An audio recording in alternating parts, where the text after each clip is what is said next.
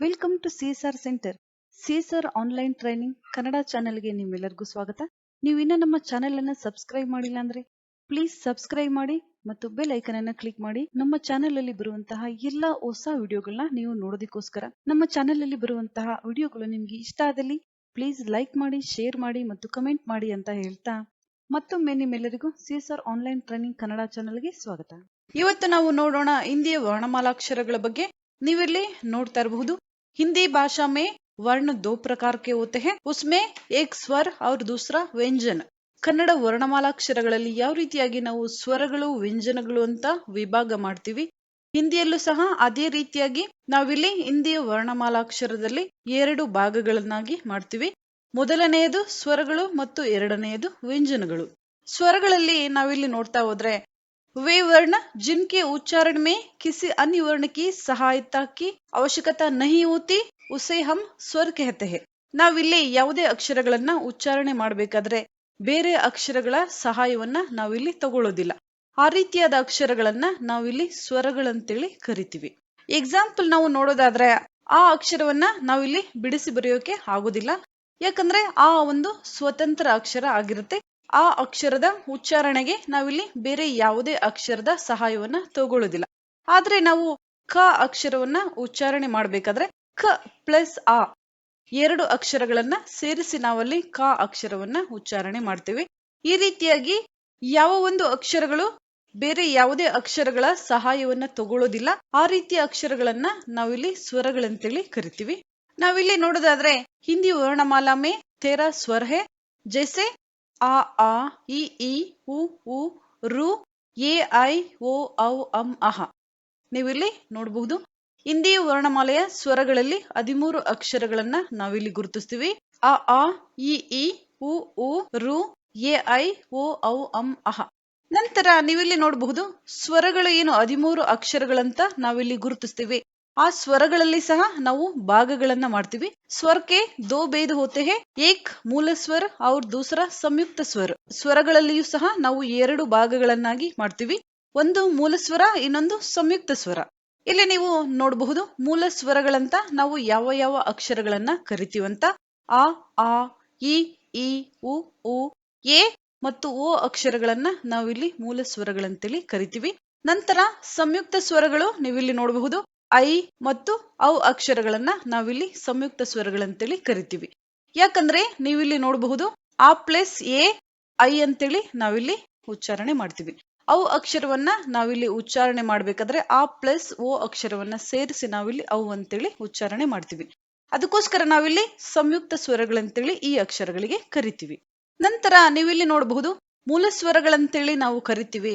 ಮೂಲ ಸ್ವರಗಳಲ್ಲಿಯೂ ಸಹ ನಾವು ವಿಭಾಗಗಳನ್ನ ಮಾಡ್ತೀವಿ. ನೀವಿಲ್ಲಿ ನೋಡಬಹುದು ಮೂಲ ಸ್ವರಕ್ಕೆ 3 ಭೇದ ಹೋತೆ ಹೈ, ಹ್ರಸ್ವ ಸ್ವರ, ದೀರ್ಘ ಸ್ವರ ಮತ್ತು ಫ್ಲುತ ಸ್ವರಗಳಂತೇಳಿ ನಾವು 3 ಭಾಗಗಳಾಗಿ ಮಾಡ್ತೀವಿ. ಕನ್ನಡದಲ್ಲಿಯೂ ಸಹ ಇದೇ ರೀತಿಯಾಗಿ ನಾವು ಭಾಗಗಳನ್ನ ಮಾಡ್ತೀವಿ, ನಿಮ್ಗೆ ಗೊತ್ತಿರಬಹುದು. ಮೊದಲಿಗೆ ನಾವು ನೋಡೋದಾದ್ರೆ ಹ್ರಸ್ವ ಸ್ವರಗಳು ಅಥವಾ ಶಾರ್ಟ್ ಓವೆಲ್ಸ್ ಅಂತೇಳಿ ನಾವಿಲ್ಲಿ ಕರಿಬಹುದು. ಜಿನ್ ಸ್ವರೋಂ ಕೆ ಉಚ್ಚಾರಣ ಮೇ ಕಮ್ ಸಮಯ ಲಗ್ತಾ ಹೈ ಉನ್ಹೇ ಹಮ್ ಹ್ರಸ್ವ ಸ್ವರ ಕಹತೆ ಹೈ. ಜಿನ್ ಸ್ವರೋಂ ಕೆ ಉಚ್ಚಾರಣ ಮೇ ಕಮ್ ಸಮಯ ಲಗ್ತಾ ಹೈ, ಯಾವ ಒಂದು ಸ್ವರಗಳ ಉಚ್ಚಾರಣೆಯಲ್ಲಿ ತುಂಬಾ ಕಡಿಮೆ ಸಮಯ ತಗೊಳುತ್ತೆ ಆ ರೀತಿಯಾದ ಸ್ವರಗಳನ್ನ ನಾವಿಲ್ಲಿ ಹ್ರಸ್ವ ಸ್ವರಗಳಂತೇಳಿ ಕರಿತೀವಿ. ಯಾವೊಂದು ಅಕ್ಷರಗಳನ್ನ ನಾವು ಹೇಳಬೇಕಾದ್ರೆ ತುಂಬಾ ಕಡಿಮೆ ಸಮಯವನ್ನ ತಗೊಳ್ತೀವಿ, ಆ ಅಕ್ಷರಗಳನ್ನ ನಾವಿಲ್ಲಿ ಹ್ರಸ್ವ ಸ್ವರಗಳಂತೇಳಿ ಕರಿತೀವಿ. ಅ ಇ ಉ ರು ನೀವಿಲ್ಲಿ ನೋಡಬಹುದು, ತುಂಬಾ ಕಡಿಮೆ ಸಮಯಗಳನ್ನ ಈ ಅಕ್ಷರಗಳು ತಗೊಳುತ್ತೆ. ಅದಕ್ಕೋಸ್ಕರ ಈ ಅಕ್ಷರಗಳನ್ನ ಉಚ್ಚಾರಣೆ ಮಾಡೋದಕ್ಕೆ ತುಂಬಾ ಕಡಿಮೆ ಸಮಯ ತಗೊಳುತ್ತೆ. ಅದಕ್ಕೋಸ್ಕರ ಈ ಅಕ್ಷರಗಳನ್ನ ನಾವಿಲ್ಲಿ ಹ್ರಸ್ವ ಸ್ವರಗಳು ಅಥವಾ ಶಾರ್ಟ್ ಓವೆಲ್ಸ್ ಅಂತೇಳಿ ಕರಿತೀವಿ. ನೆಕ್ಸ್ಟ್ ನಮ್ಗೆ ದೀರ್ಘ ಸ್ವರಗಳಂತೇಳಿ ಬರುತ್ತೆ, ಲಾಂಗ್ ಓವೆಲ್ಸ್ ಅಂತೇಳಿ ನಾವಿಲ್ಲಿ ಕರಿಬಹುದು. ದೀರ್ಘ ಸ್ವರ वे स्वर जिनके उच्चारण में ह्रस्व स्वर से 2 गुना समय लगता है वे दीर्घ स्वर कहलाते हैं. ಅಂದ್ರೆ ನೀವಿಲ್ಲಿ ನೋಡಬಹುದು वे स्वर जिनके उच्चारण में ह्रस्व स्वर से 2 गुना समय लगता है. ಅಂದ್ರೆ ಹ್ರಸ್ವ ಸ್ವರಗಳನ್ನ ನಾವಿಲ್ಲಿ ಉಚ್ಚಾರಣೆ ಮಾಡೋದಕ್ಕೆ ತುಂಬಾ ಕಡಿಮೆ ಸಮಯ ತಗೊಳ್ತೀವಿ, ಅದಕ್ಕಿಂತ ಹೆಚ್ಚಿಗೆ ಸಮಯ ತಗೊಳ್ಳುವಂತಹ ಸ್ವರಗಳಿಗೆ ನಾವಿಲ್ಲಿ ದೀರ್ಘ ಸ್ವರಗಳಂತೇಳಿ ಕರಿತೀವಿ. ನೀವಿಲ್ಲಿ ನೋಡಬಹುದು. ಅಥವಾ ಸರಳ ಶಬ್ದೋಮೆ ಸ್ವರೋಂ ಕಿ ಉಚ್ಚಾರಣ ಮೇ ಅಧಿಕ ಸಮಯ ಲಗ್ತಾ ಹೈ ಉನ್ಹೇ ದೀರ್ಘ ಸ್ವರ ಕಹತೆ ಹೈ. ಯಾವ ಸ್ವರಗಳ ಉಚ್ಚಾರಣೆಯಲ್ಲಿ ಸ್ವಲ್ಪ ಅಧಿಕ ಸಮಯವನ್ನ ನಾವಿಲ್ಲಿ ತಗೊಳ್ತೀವಿ. ಆ ರೀತಿಯಾದ ಸ್ವರಗಳನ್ನ ನಾವಿಲ್ಲಿ ದೀರ್ಘ ಸ್ವರಗಳಂತೇಳಿ ಕರಿತೀವಿ. ನೀವಿಲ್ಲಿ ನೋಡಬಹುದು ಯಾವ ಯಾವ ಅಕ್ಷರಗಳನ್ನ ನಾವಿಲ್ಲಿ ದೀರ್ಘ ಸ್ವರಗಳಂತೇಳಿ ಕರಿತೀವಿ ಅಂದ್ರೆ ಆ, ಈ, ಉ, ಎ, ಐ, ಓ ಮತ್ತು ಔ ಅಕ್ಷರಗಳನ್ನ ನಾವಿಲ್ಲಿ ದೀರ್ಘ ಸ್ವರಗಳಂತೇಳಿ ಕರಿತೀವಿ. ಆ ಅಕ್ಷರದ ಉಚ್ಚಾರಣೆಗಿಂತ ನಾವಿಲ್ಲಿ ಆ ಅಕ್ಷರವನ್ನ ಉಚ್ಚಾರಣೆ ಮಾಡಬೇಕಾದ್ರೆ ಸ್ವಲ್ಪ ಹೆಚ್ಚಿಗೆ ಸಮಯವನ್ನ ತಗೊಳ್ತೀವಿ. ಅದಕ್ಕೋಸ್ಕರ ನಾವು ಈ ಅಕ್ಷರಗಳನ್ನ ದೀರ್ಘ ಸ್ವರಗಳಂತೇಳಿ ಕರಿತೀವಿ. ನೀವಿಲ್ಲಿ ನೋಡಬಹುದು ದೀರ್ಘ ಸ್ವರ ದೋ ಶಬ್ದೋಂಕೆ ಯೋಗ ಸೆ ಬಂತೆ ಹೇ. ನಾವಿಲ್ಲಿ ದೀರ್ಘ ಸ್ವರಗಳನ್ನ ಯಾವ ರೀತಿಯಾಗಿ ಬರಿತೀವಿ ಅಂತ ನಾವಿಲ್ಲಿ ನೋಡೋದಾದ್ರೆ ನೀವಿಲ್ಲಿ ನೋಡಬಹುದು ಆ ಅಕ್ಷರಕ್ಕೆ ನಾವಿಲ್ಲಿ ಆ ಪ್ಲಸ್ ಆ, ನಂತರ ಈ ಅಕ್ಷರಕ್ಕೆ ನಾವಿಲ್ಲಿ ಇ ಪ್ಲಸ್ ಇ ಅಂತೇಳಿ ನಾವಿಲ್ಲಿ ಹೇಳ್ತೀವಿ. ಉ ಪ್ಲಸ್ ಉ, ಆ ಪ್ಲಸ್ ಈ ಅಕ್ಷರ ಎರಡು ಅಕ್ಷರ ಸೇರಿದಾಗ ನಾವಿಲ್ಲಿ ಎ ಅಕ್ಷರ ಅಂತ ಹೇಳ್ತೀವಿ. ನಂತರ ಆ ಪ್ಲಸ್ ಎ ಐ ಅಕ್ಷರ ಅಂತ ನಾವಿಲ್ಲಿ ಗುರುತಿಸ್ತೀವಿ. ನಂತರ ಆ ಪ್ಲಸ್ ಓ, ಆ ಪ್ಲಸ್ ಓ ಔ ಅಕ್ಷರ ಅಂತ ನಾವಿಲ್ಲಿ ಹೇಳ್ತೀವಿ. ಅದಕ್ಕೋಸ್ಕರ ನಾವಿಲ್ಲಿ ಈ ಅಕ್ಷರಗಳನ್ನ ದೀರ್ಘ ಸ್ವರಗಳಂತೇಳಿ ಕರಿತೀವಿ. ನಂತರ ನೀವಿಲ್ಲಿ ನೋಡಬಹುದು ಫ್ಲುತ ಸ್ವರಗಳಂತ ಯಾವ ಅಕ್ಷರಗಳಿಗೆ ನಾವಿಲ್ಲಿ ಕರಿತೀವಂತ ನೋಡೋದಾದ್ರೆ वे स्वर जिनके उच्चारण में दीर्घ स्वर से भी अधिक समय यानी 3 मात्राओं का समय लगता है उन्हें हम फ्लुत स्वर कहते हैं. ಅಂದ್ರೆ ಯಾವ ಒಂದು ಸ್ವರಗಳ ಉಚ್ಚಾರಣೆ ಮಾಡಬೇಕಾದ್ರೆ ನಾವಿಲ್ಲಿ ದೀರ್ಘ ಸ್ವರಕ್ಕಿಂತ ಹೆಚ್ಚಿಗೆ ಒಂದು ಸಮಯವನ್ನ ತಗೊಳ್ತೀವಿ. ಆ ರೀತಿಯಾದ ಸ್ವರಗಳಿಗೆ ನಾವಿಲ್ಲಿ ಫ್ಲುತ ಸ್ವರಗಳಂತೇಳಿ ಕರಿತೀವಿ. ಸರಳ ಶಬ್ದೋ ಮೇ जिस स्वर के उच्चारण में तिगुना समय लगता हो उसे फ्लुत स्वर कहते हैं.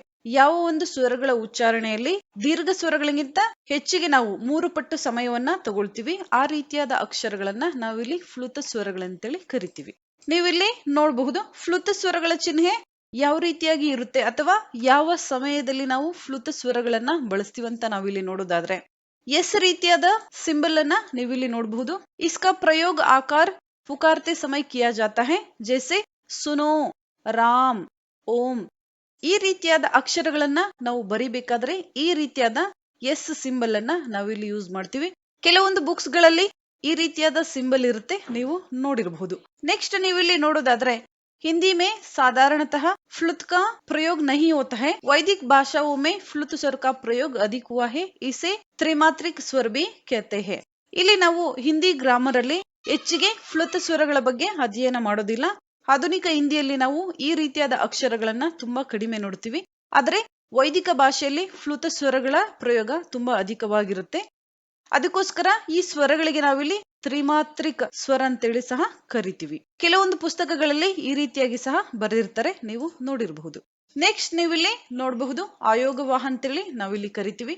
हिंदी वर्णमाला में ऐसे वर्ण जिनकी गणना ना तो स्वरों में और ना ही व्यंजनों में की जाती है उन्हें हम आयोगवाह कहते हैं. ನೀವಿಲ್ಲಿ ನೋಡಬಹುದು ಹಿಂದಿ ವರ್ಣಮಾಲಾ ಮೇ ಹಿಂದಿ ವರ್ಣಮಾಲೆಯಲ್ಲಿ ನಾವು ऐसे वर्ण जिनकी गणना ಯಾವ ಒಂದು ಅಕ್ಷರಗಳನ್ನ ನಾವಿಲ್ಲಿ ವರ್ಣಕಿ ಗಣನಾ ನಾ ತೋ ಸ್ವರೋ ಮೇ ನಾ ಹಿ ವ್ಯಂಜನೋ ಮೇ ಕಿ ಜಾತಿ ಹೈ. ಹಿಂದಿ ವರ್ಣಮಾಲೆಯಲ್ಲಿ ನಾವು ಕೆಲವು ಅಕ್ಷರಗಳನ್ನ ಸ್ವರಗಳಿಗೂ ನಾವಿಲ್ಲಿ ಸೇರಿಸೋದಿಲ್ಲ ಮತ್ತು ವ್ಯಂಜನಗಳಿಗೂ ಸಹ ಸೇರಿಸೋದಿಲ್ಲ. ಆ ರೀತಿಯಾದ ಅಕ್ಷರಗಳನ್ನ ನಾವಿಲ್ಲಿ ಆಯೋಗವಾಹಗಳಂತೇಳಿ ಕರಿತೀವಿ. ಯಾವ್ದಂತ ನಾವಿಲ್ಲಿ ನೋಡೋದಾದ್ರೆ ನೀವಿಲ್ಲಿ ನೋಡಬಹುದು ಹಮ್, ಅಹ ಈ ಎರಡು ಅಕ್ಷರಗಳನ್ನ ನಾವಿಲ್ಲಿ ಆಯೋಗವಾಹ ಅಂತೇಳಿ ಕರಿತೀವಿ. वर्णमाला में इनका स्थान स्वरों के बाद और व्यंजनों से पहले होता है. अम को अनुस्वार तथा आहा को विसर्ग कहा जाता है. वर्णमाला में इनका स्थान स्वरों के बाद और व्यंजनों से पहले होता है. ಅಮ್ ಅಹ ಅಕ್ಷರಗಳನ್ನ ನಾವಿಲ್ಲಿ ಸ್ವರಗಳ ನಂತರ ಈ ಅಕ್ಷರಗಳು ಬರುತ್ತೆ, ನಂತರ ವ್ಯಂಜನಕ್ಕೂ ಮೊದಲು ನಾವು ಈ ಅಕ್ಷರಗಳನ್ನ ಬರಿತೀವಿ. ಅಮ್ ಅಕ್ಷರವನ್ನ ನಾವಿಲ್ಲಿ ಅನುಸ್ವಾರ ಅಂತೇಳಿ ಕರಿತೀವಿ. ಅಹ ಅಕ್ಷರವನ್ನ ನಾವಿಲ್ಲಿ ವಿಸರ್ಗ ಅಂತೇಳಿ ಕರಿತೀವಿ. ಈ ಎರಡು ಅಕ್ಷರಗಳಿಗೆ ನಾವಿಲ್ಲಿ ಆಯೋಗವಾಹಗಳಂತೇಳಿ ಕರಿತೀವಿ. ಈ ಅಕ್ಷರಗಳನ್ನ ನಾವಿಲ್ಲಿ ಸ್ವರಗಳಿಗೂ ಸೇರಿಸೋದಿಲ್ಲ ಮತ್ತು ವ್ಯಂಜನಾಕ್ಷರಗಳಿಗೂ ಸಹ ನಾವಿಲ್ಲಿ ಸೇರಿಸೋದಿಲ್ಲ. ಇವತ್ತು ನಾವು ನೋಡಿದ್ವಿ ಹಿಂದಿ ವರ್ಣಮಾಲಾಕ್ಷರದಲ್ಲಿ ಬರುವಂತಹ ಸ್ವರ ಅಕ್ಷರಗಳ ಬಗ್ಗೆ. ನೆಕ್ಸ್ಟ್ ಕ್ಲಾಸ್ ಅಲ್ಲಿ ನೋಡೋಣ ಹಿಂದಿಯ ವ್ಯಂಜನಾಕ್ಷರಗಳ ಬಗ್ಗೆ.